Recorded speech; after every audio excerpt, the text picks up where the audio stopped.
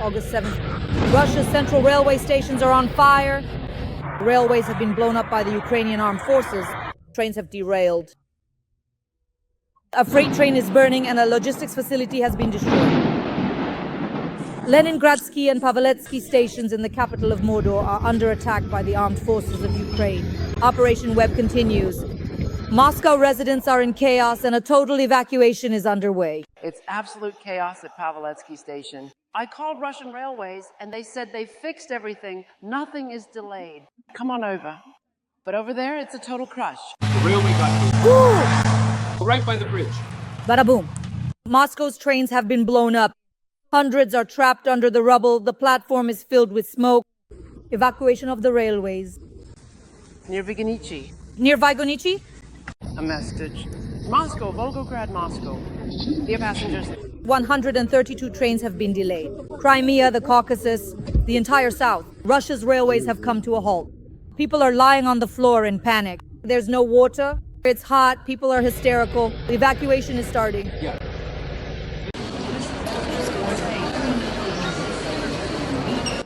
And this is Sheremetyevo and Vnukovo. 1,000 flights have been canceled there. Passengers are being given inflatable mattresses to sleep right on the floor. It feels like after the show Survivor, I'm now on the series Lost. We've already been flying for 3 hours as the Escalation. But it's all an illusion. We're still here. One more attempt to finally get out of here. All right, this time we're going to make it. I thought there would be fewer people at Sheremetyevo. Apparently, the airport handed out mattresses to those who have been waiting a long time. There's panic, total chaos. It's impossible to leave. Hell, heat, stuffiness, shouting, children on the floor, no water. People are sleeping on concrete. Instant noodles and a bottle for 3 people. That's all we've been given in more than a day. Ukrainian drones have been attacking Russia, Moscow, and St. Petersburg for the 4th day in a row.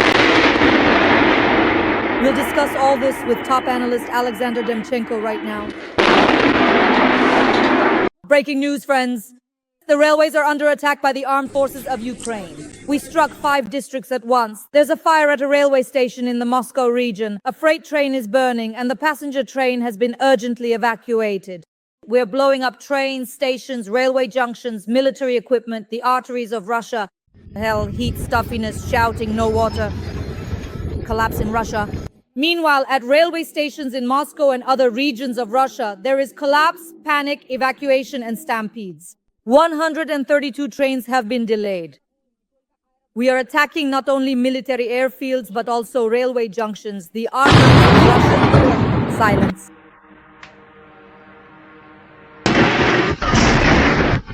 More than $50 million in losses, and all this can't be fixed even in half a year. Hundreds of flights have been cancelled. Passengers in Moscow are trapped. Sheremetyevo, Pulkovo, and Zhukovsky airports are paralyzed. Panic, stampedes, disruptions, and even Telegram isn't working. FSB is jamming communications. We are entering a phase of total pressure by rail, by air, by sea. We'll discuss all this with top analyst Alexander Demchenko right now. Sasha, welcome. Hello, Dasha. Hello, everyone. What do you think about our pressure on the railways and aviation? I suggest we start with the railways because we've been constantly blowing up railway junctions and military equipment convoys over the past few weeks. As for the strikes directly on the railway lines, I keep consistently saying that Ukraine is actively disrupting Putin's anticipated August offensive. The offensive in August, they announced it themselves. But that's exactly what we want to see, because the Ukrainian side, the Ukrainian armed forces, are now forcefully and massively destroying railway junctions, substations, railways, entire tracks. In the Rostov region, a huge stretch of track has been destroyed. The Rostov region is a crucial area because it is the southern military district of the Russian Federation. Accordingly, a lot of military hubs, equipment, ammunition, supplies, food, blood, everything you can imagine is concentrated there. Everything goes through Rostov and is supplied from there, especially if we're talking about the Donbas direction for Vladimir Putin. That's why Ukraine is now deliberately striking at railway hubs, and since all the railways as well as all air traffic are centered on Moscow, all this indicates that Ukraine is disrupting Putin's plans for a successful not just summer, but already summer-autumn offensive, since Vladimir Putin, screwed up the first summer offensive. He was making all these threats, saying he would encircle Sumy, surround Sumy, take Odessa, advance toward Kharkiv, move in the direction of Dnipro, and capture Zaporizhia and Kherson. So where is all of that now? Where is all of that? He strikes at mothers in labor, kills pregnant women. How many times has this happened already? For the third time in the past month, Vladimir Putin has struck a maternity hospital, hit a maternity hospital, attacked a clinic in Odessa, tried to kill a large number of people right on the beach, on the sea, where people were just relaxing, using his drones. Children, women, the elderly, men. In other words, this is out of helplessness, out of impunity, because apparently he thinks, though he's mistaken, that he won't be punished. He's wrong to think that. He's wrong to believe he won't face consequences. A response will follow in the coming days. Trump didn't just drastically reduce the ultimatum period to 10 or 12 days for no reason. There's a certain logic here, which isn't directly related to the game, to the number of days. It's directly connected to Ukraine's and America's, and the West's overall readiness to carry out a large-scale special operation on Russian territory. And I'm sure that on the 10th, or rather the 11th day most likely, or maybe the 13th, depending on how Trump decides, but it's clear that the peak will fall between August 6th and 8th, and after that, things will get very heated in Moscow. No one is going to wait for Putin, standing in Beijing next to Xi Jinping. Strikes will be carried out when Putin is in Russia, in Moscow, at the decision-making center, near the Kremlin, or somewhere at his Dasha, in his residence, hiding in a bunker or in a portable toilet. But it's obvious that a special operation will take place. In fact, these special operations are already underway. You just mentioned Aeroflot. All the airports shut down. Aeroflot, the monopoly, shut down. No company like Pobeda with their aging passenger and aircraft fleet can help. Aeroflot shut down, and not just for a month or two, but for half a year to a year. They should have been working on import substitution. Where is that damn import substitution? There is no import substitution. Still using those old Windows systems? Nothing is helping. Old software too, right? Well, that's it. Now the planes aren't taking off. They're not flying. There's no fuel, no refueling. All the passengers are just standing around. The boards aren't working. All the airports are closed. $50 million, just $50 million a day lost by Russia from a single airport. And they're all closed across Russia. Not a single plane. No plane is taking off or landing. Nothing. This isn't a contingency plan. This is a total disaster plan. You get it? That's what it's called. By the way, Dasha, I think that very soon Putin will get rid of a second one of his ministers. Just wait. It will happen soon. He just appointed Nikitin as the new Minister of Transport. He already said, if you have any questions about Aeroflot and this whole collapse, address them to the new Minister of Transport, Nikitin. What does that mean? He's next to go out the window. That's it. So get ready. There will be another exit, and there will be another minister killed in Russia, the second one already. Where is Shoigu? No one knows. He still hasn't shown up. He hasn't appeared. Maybe he'll be going to North Korea soon, because Putin forced, this was in the news today, Russian children to write letters to Kim Jong-un. From kindergarten and school, just like that, by order. Write, peasants, write and say, thank you very much, Comrade Kim, for sending not only your own troops, but also your own meat mixed in with ours to fight against Ukraine and the entire West. And for helping Putin with artillery shells and so on and so forth, the list goes on. But the fact is that Ukraine will disrupt the offensive, that Ukraine will carry out special operations. Listen, many people are saying that the operation involving this hacker attack on Aeroflot, and by the way, on the government services website, is being compared by many to the Webb special operation in terms of its scale, saying that yes, in terms of a hacker attack, in this cyber segment, it is comparable. It's clear that Webb was a blow to military capabilities. But this special operation that was carried out against Aeroflot was a direct message to Putin, you see, Dasha, that at any given moment, they could cut off communications in the Kremlin, leaving the Kremlin without power, without communication, without security, without support, without anything. And that Putin could just be quietly taken out somewhere, eliminated without anyone noticing, and nothing will save him. That's why he's constantly being evacuated. Many people have already started saying that it wasn't Putin in St. Petersburg, but his double, greetings to Valery Dmitrievich Solovey, that Putin didn't actually make it there, that it was some kind of stunt double. Remember that story? You used to call me a dreamer, now I'm a stuntman. Turns out in his youth, Vladimir Putin worked part-time as a stuntman. Soon we'll be saying that Vladimir Putin was the one making movies instead of Mikhalkov, dancing instead of Tsiskaridze, singing instead of Babkina. You see? It's all Vladimir Putin. And it's Vladimir Putin who gives birth to children in Russia, and it's Vladimir Putin who baptizes. Well, he definitely does the burying too. Although actually he doesn't do the burying because he sends his dead to Ukraine and claims they're Ukrainian soldiers. When in reality he just doesn't want to spend money on his own soldiers or bury them in his own land. And he doesn't want to hand out extra money left and right to his own people, to his own plebs. That's why he commits such crimes. But the fact that Ukraine will thwart both Putin's August and autumn offensives is 100% certain. And he won't take Sumy, or Odessa, or Kharkiv, or Dnipro. The countdown has begun. Skabiva started counting from the 50th day. I want to see what will happen to all these Skabivas when Trump, who is furious, when Trump just loses it and delivers a colossal blow to Russia. Then I'll take a look at the Moscow exchange, at Putin, at Skabiva's face, at Solovyov's face, and at everyone else. What will they do? And 0 hour is approaching. The climax, the resolution is drawing near. We're already close. We're on the threshold of major, very major upheavals in Russia. Dasha, very major ones. It's not just that a black swan has arrived. August will be pitch black for Russia, pitch black. Putin has never seen an August like this before. The main question, Dasha, when we talk about Ukraine striking logistics, railway hubs, military airfields, the Northern Pacific Fleet, is whether America and Trump, for example, will take part in this, whether in the form of missiles or some other kind of assistance. So will we get today what everyone has written about, JASSMs and other missiles, Taurus missiles from the Germans, Tomahawks from the Americans, in order to carry out operations? Look, Dasha, Ukraine will get everything. Trump made it very clear in Britain, having previously reached an agreement with the Europeans. You know what that was about. Everyone says Trump is an idiot, right? Trump is an idiot, incapable of anything. He's just a businessman. I'd love to be that kind of busy businessman, damn. He went to the Middle East and brought back 4 trillion. He went to Scotland with the Europeans, met with them, and brought back 2.5, 3 trillion. Those are some good deals, damn. That's impressive. Yeah, some idiot, huh? Bankrupt Trump, 3 trillion. Where have you ever seen these 3 trillion? Do you even realize what 3 trillion is? Mavrodi, may he rest in peace, is rolling over in his grave. He just collected money room by room. And here we're talking about $3 trillion. Putin's budget couldn't even dream of that kind of money. And Russia has never dreamed of that kind of money and never will. There's going to be a total collapse there soon. A catastrophe. The economy is going to be a mess. And everyone knows it perfectly well. From the finance minister down to the most ordinary bureaucrat. And I'm not even talking about the average person on the streets of Moscow or other Russian cities. But Ukraine will get everything. Ukraine will get anti-missile systems. Trump will close the skies over Ukraine. Trump has no intention of talking to Putin anymore. He made that perfectly clear in front of Starmer. I won't call him anymore and I won't talk to him anymore. I know the answer. That's it. That's why the days are being shortened. But for me, you see, it's not even that I'm holding on to hope. I have a suspicion that the shortening of the days didn't just happen for no reason. First of all, they want to catch Putin in Russia, in Moscow, so that he doesn't fly to China, so that he doesn't have time.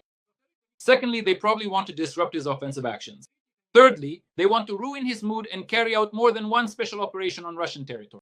What we're seeing right now with Aeroflot, multiply it by 10. Just imagine 10 such Webs 2.0 like the ones we've seen before. Imagine, the Americans are capable of this. Recently, we talked about the fact that there was a strike on the command post from which Vladimir Putin was broadcasting, right? They know where Vladimir Putin is. They know where he's hiding, how he moves, which routes he takes, who is with him, what kind of security he has, how it changes, and so on. Half of his security is bought off, corrupt, and his security has long since betrayed Vladimir Putin. Everything, he and his entourage, has been sold out completely. And his inner circle actually wants him gone for good. He's even started taking money from his own people. He's already throwing his own ministers out of windows. Ministers are just carrying out the will of the oligarchs and the security forces. But Putin is suffocating all of them. Oligarchs, security forces, and others, throwing some out of windows and shooting others himself. Well, so listen, going forward, there's absolutely no bright future ahead for Putin in the near term. A lot of people will say, you're just making this up, saying these things to be supportive. But just look, friends, at what's actually happening. So Trump is imposing sanctions. Trump is supplying weapons to Ukraine. Every day, the Russian Federation is constantly losing. Just losing tens, hundreds of billions are lost by the Russian Federation, and Russia's logistics are being destroyed nonstop. Everything is falling apart in Russia. Houses are just exploding and collapsing for no apparent reason. Just now, in one of their colonies, there was a gas explosion. Half the colony is gone, along with the inmates who were being sent to the front. All of this is happening right before our eyes. Do you understand? In St. Petersburg, why wasn't there a parade in St. Petersburg? Where is the Navy parade? Why was some frigate cut from it? Let me explain. Yes, he's afraid. Yes, he doesn't show up, and so on. That's why they're blowing up the Bocharov-Rushe residence in Sochi. It's clear. But there's another reason, Dasha. There are no ships. Where are the ships? The cruiser Moskva. Where is the aircraft carrier they're now dismantling? Admiral Kuznetsov. the first and last aircraft carrier of the Russian Federation. What kind of program was there? What kind of bravado did they have? We'll build an entire fleet of aircraft carriers. We'll outdo China and America. We'll catch up and win. So where's the victory? The victory is up their ass. Do you understand? Instead of the double-headed eagle, they should just put a butt there, excuse me. It also has two heads, you see, two parts. Just take it and put it. It's no different from the current coat of arms of the Russian Federation, because Putin has driven the entire Russian economy and his whole people under the floorboards, and he's sending these people off. And what will Putin do next? Now he's got problems with the economy. He doesn't want to raise the ruble, doesn't want to let inflation spiral. He's already strangled Nabiulina to death. She's lying there, a corpse somewhere in the morgue. He strangled Nabiulina and says, lower the rate. He and his security guys. So what is she supposed to do? She wants to live, so she lowers it. But the economy is done for. It's in recession. Nothing is working. There's collapse everywhere, bankruptcies everywhere, except for military production. So what is he going to do next? He needs to end the war, but he doesn't want to, because he intends to redistribute the flows and give everything to his family and his daughter. I'm sure that in the near future, many people are very skeptical about this, but I think that in the fall, we'll see changes in the government, maybe even Mishustin's resignation. Very soon, it's just around the corner. He doesn't need this circus anymore, you see. He'll appoint his daughter or some friend of his daughter, Katerina Tikhonova, or one of her associates to the position of prime minister. Why does he need the State Duma? Why does he need ministers? Why does he need propagandists when he's got Pasha Zarubin? Why does he need oligarchs when he's got the Kovalchuks? And that's enough. He just doesn't need any of that. He's an old man, he's tired of attending parades, he's tired of fixing ships. So Patrushev gave him an award, put Patrushev in an inflatable boat and sent him off somewhere. Everything is inflatable in Russia after all. Even the nuclear briefcase is probably inflatable too. Just the other day, Gennady Gudkov was telling me, he said, I once had a commander who was in charge of inflatable troops. I said, what do you mean inflatable? He told me, look, obviously he was in charge of the Air Force, but half the planes were inflatable, just so the Americans would sit there thinking we had a lot of planes. The whole of Russia is puffed up, you see? They try to bluff Trump, try to fool Trump every day, but Trump just isn't buying it anymore. Medvedev started getting upset, saying, now we're going to ignite, this nuclear ash, something over the Atlantic. The states will find out what Russia is, we'll start a war with the states, and so on and so forth. First, they'll scatter Medvedev and his remains, you see, over the Atlantic or wherever else. Putin doesn't need him either, and Medvedev knows this perfectly well. Putin doesn't need anyone anymore. He'll just put someone like Kirill Dmitriev in place and be satisfied with that. But what can Vladimir Putin do next? I believe that his last push will be to try to move toward Kaliningrad and use Belarus as a staging ground. I'm certain that he will remove Lukashenko and will soon stage a coup in Belarus. It's not for nothing that Maria Zakharova has started speaking out. He will organize a government coup in Belarus in the near future and will try to remove Alexander Lukashenko from power, replacing him with his own lieutenant colonel or colonel. He already has a successor lined up. Putin has an operation called Successor regarding Lukashenko. These plans exist within the general staff, tucked away in desk drawers. Putin has these plans on his desk and the FSB has them too. Everything is ready for the elimination of Lukashenko and for a regime change in Belarus. Lukashenko knows this, and I think he will struggle until the very end. And I hope that he will outlast and outwait Vladimir Putin and this regime. To hell with it, But the fact is, Putin wants to take Belarus, and now he has already sent, the second drone has flown. Listen, a Russian Garan drone has already entered Lithuanian territory. It even reached Vilnius. It was already there. They already shot it down. Today in Belarus, they shot down a drone. Somewhere in Minsk, I think they shot down a drone. Whose drone did they shoot down, I wonder? Of course, it was Putin's. But why? Because it's necessary to provoke a war, because it's necessary to drag Lukashenko in. But Lukashenko doesn't want to. That's why I think that in the next month, there will be an escalation, a climax of the situation. It will reach its peak. Somewhere around August, September, that will be the peak. And after that, we'll come to another turning point. The only question is a turning point of what? A phase, a stage, or the whole war? That's the most crucial question. But I believe that we are at such a climactic point. The only question is this just another climax, or is it the final climax for Vladimir Putin and his regime? Friends, please like this video. Write a few kind words in the comments to support our tandem, Sasha plus Dasha, Dasha plus Sasha. We work several times a week on my YouTube channel and on Dmitry Gordon's YouTube channel. So in the comments, let us know where you're watching from, your location, a few kind words in support of the armed forces of Ukraine, and what you think about our tandem. Sasha, when I watched that statement from Trump where he said he was tired of talking to Putin, that he was giving him just 10 or 12 days at most. Then, in another one of his rants, he went on to profess his love for the Russian people. But then he still said that he was dissatisfied. Trump is dissatisfied with Putin. For me, all these little remarks about the Russian people who are killing Ukraine and other nations, and yet for him, as he said, I love them very much. I honestly have no idea what's going on in Trump's head if he allows himself to say things like that. I wanted to ask you, will it be a maximum of 100% tariffs on secondary goods, right? China, India and other countries that buy energy resources from Russia. Is that the maximum? I don't think that's the maximum. Listen, I think there will be weapons, there will be intelligence, there will be aid, and Europeans will also be buying aid. Listen, what about the 17 Patriot systems that Ukraine will definitely have? Because Germany is already supplying 3 or has already supplied them. Is that not enough or what? Before, just try to get anything from Biden. Patriots and everything else. And what about the missiles that are coming now? What about those? Is that not enough? And what about the 100% tariffs against India, Turkey, for example, countries like Bulgaria, which has become a hub and is trucking huge amounts of sanctioned goods to Turkey, Central Asia, and Kazakhstan as well? Is that not the maximum? 100% tariffs and negotiations so that no Indians do business with Russians, no deals are made at all. And what about cutting Russia's budget by another 3 or 4 trillion rubles? Is that not the maximum? You see, I don't care who Trump loves, his wife, Elon Musk, or some group of people. I don't care who he loves. What matters to me is what he does. I always look at actions, I look at deeds, and I watch where things are heading. You see, I pay attention to what money is coming in, what weapons are coming in, and so on. Let him declare his love for Putin every day, and then hand over missiles to Ukraine and bomb him to hell. You understand? He even declared his love to Musk. Where is Musk now? Now the head of Roscosmos has come to the US. He's going to negotiate with the director of NASA, and I think will meet with Elon Musk. There's your answer. Putin's negotiator is already in the US, already in Washington. You understand? He's already there. They've passed it on through him.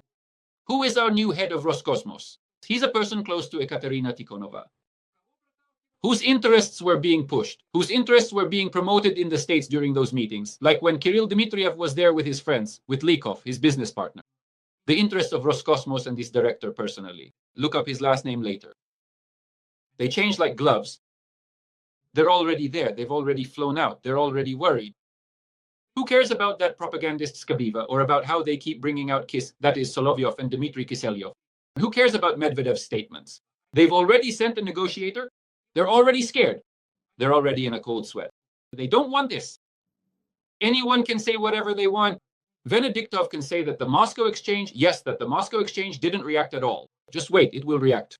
Can you imagine what will happen when the Indians refuse everything, stop buying, and the Turks stop supplying, especially with the problems with Azerbaijan? Stop supplying everything to Russia. Sanctioned goods, dual-use goods, and even non-dual-use goods. Can you even imagine what that would be like? How will the fat cats howl then? They're already having problems. There's a recession. There's a decline. Let me put it in plain, simple terms. Everything in Russia is falling apart. And now imagine this. Multiply it by 10 by 20. What would that look like? Isn't that enough already? Others haven't even done that much. That's why I think Trump will give weapons to Ukraine. There will be sanctions. Wait, there will be hellish sanctions imposed by Congress as well. Right now, Trump will play around a bit. Then he'll say, wait, I've got another ace up my sleeve. Hold on, now there's Congress and the Senate. Graham's hellish sanctions will reach a 100% agreement with the Indians, will negotiate, but I can't stop them. There will be another 500%. Just wait.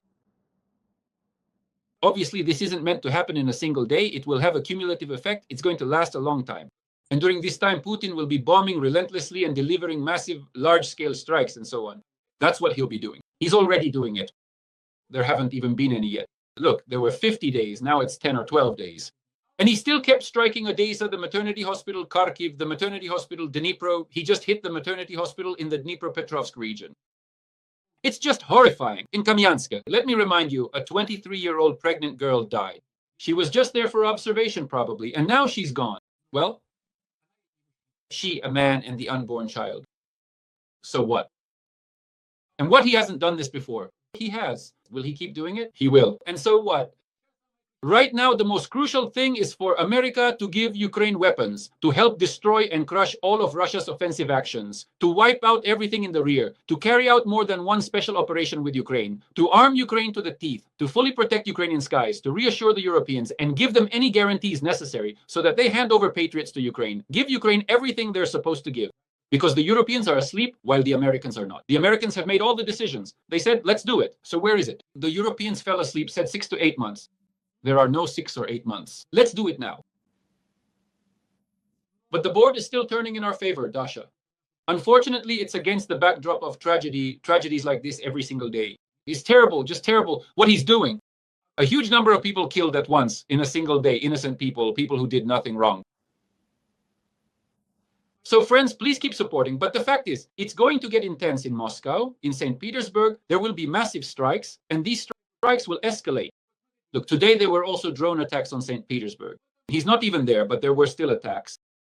We're already reaching St. Petersburg. Could you have imagined this before Trump? Could you have imagined this at the start of the fighting, at the beginning of the full-scale invasion? No, the war is evolving, and so is technology. I'm sure that within a year, the Americans will be supplying Ukraine with millions of drones. And then things definitely won't be fun for Russia, nor for Putin, along with Russia. The US delivered nuclear weapons to Britain on a plane with its transponders turned on, which is very important with the transponders on, Bloomberg reports.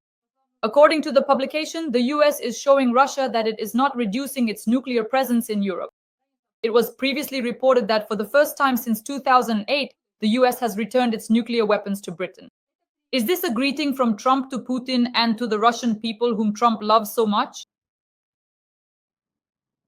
This is a message to Putin. This is a message to Medvedev. They sent B-class bombs, thermonuclear bombs, nuclear weapons on a military plane.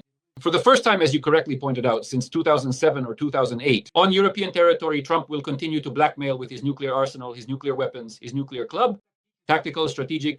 Medvedev is telling some story about Prague. Maybe he wants to distract himself. I don't even know anymore. Some kind of plague has started there again. Kadyrov went there and almost drowned. Shoigu has disappeared. That one shot himself, Starovoyt or whatever his name was. Now Medvedev is telling some story about ashes. Everyone is getting ready, in my opinion. It's not clear for some kind of total plague, for executions or something in the Russian Federation. But that's the answer. Because Trump made it clear that now American nuclear weapons will be in Europe and in Britain. And if they keep playing around, they'll be in Eastern Europe too, near the Russian Federation's border. American nuclear bombs. And nothing else will be needed. Just like when they once deployed them in Turkey. Why did the Cuban Missile Crisis happen when they put missiles in Turkey that could reach Moscow? They deployed them then, and now they'll deploy them somewhere in Turkey, in Poland, or somewhere else. In Germany, well, maybe not Germany, but in Poland, they probably could, or somewhere else. So what, will that be fun for you? So yes, transponders. Let's just, well, clarify. Maybe many people don't know what that is. It's what transmits signals, and with these signals, intelligence or aviation services can detect what's happening. They sent a signal to Vladimir Putin, that's it. American nuclear weapons in Europe. And now notice, even Trump, I'm not just talking about that $2.5 to $3 trillion deal. What did Trump do? He said, buy my gas and my oil and my liquefied gas for $750 billion and give up Russian supplies. That's it, there will be nothing else. And everyone agreed. And all of Europe signed on. All of them, Orban, the Slovaks, and so on. Everyone signed everything. Why is that? Why is that? What about their beloved Vladimir Putin? What about their beloved Russian people? Well, that's how it is. With Nord Stream 2, no gas, no electricity, no coal, nothing, no oil. And everything will go to America. And American weapons will go to Europe. But what if it's over 600 billion? What if American weapons start flowing into Europe? What does that mean? What's the logic here? What does logic tell us? It means that what's sitting in Europe will go to Ukraine. Does Putin have the ability to raise the stakes and take part in an arms race? No. He himself came out and said, we're going to cut the budget. We're going to reduce military spending. Why? He doesn't want to get involved in this war. He doesn't have the means. He'll be finished before the arms race is over. He doesn't have the strength or resources, and everyone understands that. He mostly imitates, he mostly bluffs, rather than actually having the capabilities. You see, he doesn't have any of that. And Trump knows this. And he knows perfectly well the sanctions will hit Putin very hard, very hard. No matter how much bravado there is in the Kremlin. Who are you, Trump, to dictate when to start peace negotiations? Medvedev responded to Senator Graham's call for negotiations. American Senator Lindsey Graham commented on Medvedev's post on X about the risk of war between Russia and the US due to secondary sanctions. You and your clients will soon be deeply disappointed. You will also soon see that Joe Biden is no longer president. Sit down at the negotiating table, he wrote. In response, the deputy chairman of Russia's Security Council stated, "Everything will end when the objectives of the military operation are achieved. Take care of America first, Grandpa." This was stated by Medvedev. Are we right in understanding that Putin absolutely doesn't care, and through Medvedev is basically saying, impose your sanctions, I'll keep waging the war? Grandpa, listen, maybe he's not addressing Trump. Maybe he's talking to Putin. Maybe Dmitry Anatolyevich Medvedev is offering his services. Maybe he's suggesting he could remove Putin. Please, arm him. Send him a drone. Did you notice how Putin's security, or, I don't know, Putin's double or his triple in St. Petersburg was walking around with anti-drone systems? Didn't notice? They showed it for everyone to see. How they were carrying mini drones in their hands. Soon they'll be carrying bazookas like Schwarzenegger. There are already portable toilets, armored limousines, armored trains, different motorcades, different planes, anti-drone systems. Soon they'll be carrying a bronze Putin around. You get it? Inflatable ships and completely burned down residences and houses of Vladimir Putin. Well, he's already lost his mind, gone completely crazy over there. But further, you see, let them keep blackmailing. First of all, Trump has Medvedev on his radar. He said so himself in St. Petersburg. If he writes again, he'll regret it. I think Trump has the power, the means, and the ability to make sure such statements aren't made anymore. He just sent nuclear weapons to Europe. Russia will try to do something to make some noise, maybe try to conduct some exercises. The Americans will conduct such exercises all around the perimeter of the Russian Federation. They'll scare Putin so much somewhere near Leningrad. They'll block the Danish Straits. They'll cut off all flows of sanctioned goods. China will ditch Putin. They'll make a deal with the Chinese, and together with the Japanese, they'll give Putin a big surprise near the Kuril Islands. He'll find it very interesting and entertaining. Notice the most crucial thing that's happened recently is that Trump took the Caucasus, Azerbaijan, and Armenia away from Putin, and I think he'll take Georgia too. In what sense will he take it?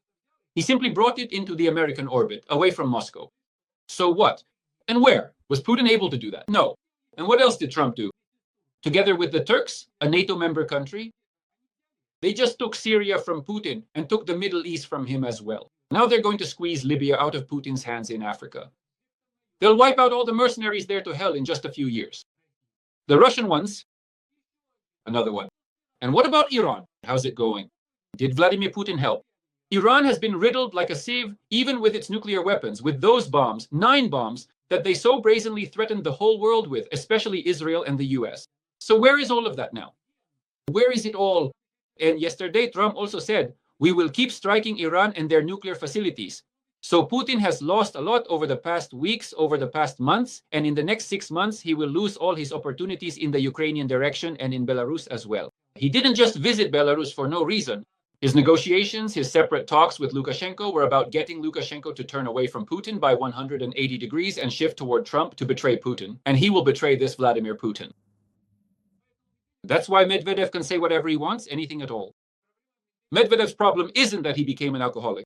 Medvedev's problem isn't just that he could have become president a second time, could have made it so that Putin was no longer in Russia, and could have saved his country from disgrace.